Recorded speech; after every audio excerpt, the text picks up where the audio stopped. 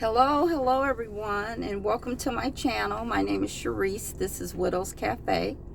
Please like, subscribe, and share. Today I'm going to be doing something a little bit different, and it is giving a book review. And I would love for you guys to comment to tell me what you thought about the book. I plan on doing more of these in the future. So if it's something that hits my spirit, I'm going to share it on the channel. Today, the book is Top 10 Distinctions Between Millionaires and the Middle Class, and it's by Keith Cameron Smith. I will leave the link below. But my overall impression of the book is I enjoyed the book. It gives a lot of tips, basically, which is the thought process of wealthy people versus, middle class or poor people. And I do agree with his assessment. And I believe, especially for African Americans, we talk about reparation, but I believe we're going to have to make our own reparation and economy. So we're not able to wait on anyone to do anything for us. This is something we're going to have to do for ourselves. And it's so much knowledge out there. There's so many books, videos, things like that. It's easier to start a business today than it's ever been. And so, I encourage all of you that visit my channel to think about generational wealth for your family. And so I will get right into this book. One of the main comments he made was the very rich pass on assets. They think long term, and having money is freedom. And we all know that. When you don't have to think about, your bank account, and you're able to go on vacation, do the things you want to do. It's freedom. When you have your own business, set your own hours, you're free. You're not on anybody else's clock. He talks about the middle class looks for instant gratification. The millionaires think of ideas. The middle class talk about things and other people. Millionaires, they create personal growth. They read about money, relationships, and power of the mind. Millionaires work for profits, where the middle class work for wages. So people with money, and I'm just going to say people with money, not necessarily millionaires, but people that feel free with the financial means that they have, their mindset is different because they're thinking of future wealth for future generations. They're not thinking about the paycheck next week or next month. And for millionaires, when something goes bad in the economy, just like with COVID-19, well, it would not have bothered them because they had other resources and means. But some people lost their jobs. They had a hard time feeding their family. And so, they had a different kind of problem. So when you have money and resources and you saved for a rainy day, you don't have the same problem as someone without money and resources.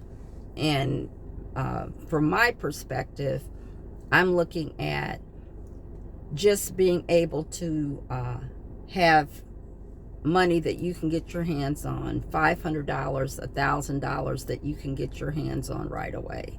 You don't necessarily have to be rich, but most people want to live paycheck to paycheck, and so it's just a different mindset that people with money have. The other thing it talked about is it mentioned a term. I'd never heard this term, and it's intentional congruence. Intentional congruence. And that means agreement. Everything that you do should connect with everything else. So if you have, say, 4 or 5 businesses, are they connecting in some sort of way? And so it just talked about, for the most part, you want to make sure that you're carrying out that same thought process, and it's agreement. So that's just something to think about, instead of being way over here and doing this and way over here doing that, and these things don't connect in any kind of way. So I think it's trying to get us to think strategically about what we're doing and make sure that everything is connecting. Another point it makes, and I really like this point, middle class people have the mindset of spreading yourself too thin if you have more than one stream of income. But the millionaire mindset is that you build a team of people that complement one another, and they do the work for you.